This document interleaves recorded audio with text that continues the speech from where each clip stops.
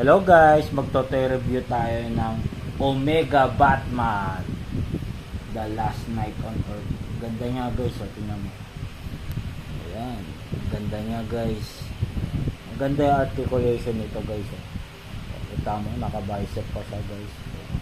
Arnold Schwarzenegger yan guys. Ganda articulation yan.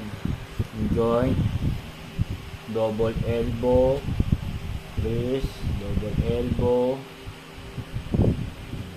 Ganda. Ganda niyan.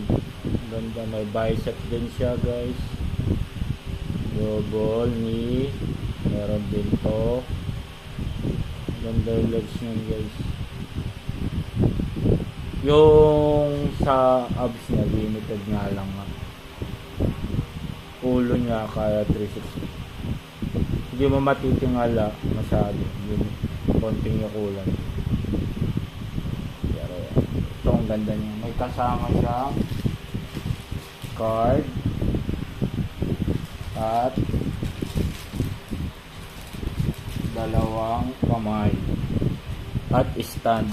Galing to sa Tupac, ano guys, may kasama rin to na Batman Battle Damage. Yan.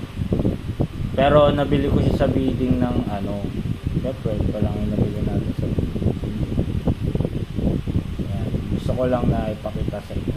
Ito yung review. Ang ganda nito guys, oh, nakatusok pa si Darkseid sa stick. Pinugot niya yung ulo. Para niyang pinagyayabang na napatay ko na si Darkseid. Tignan niyo lahat. Wow!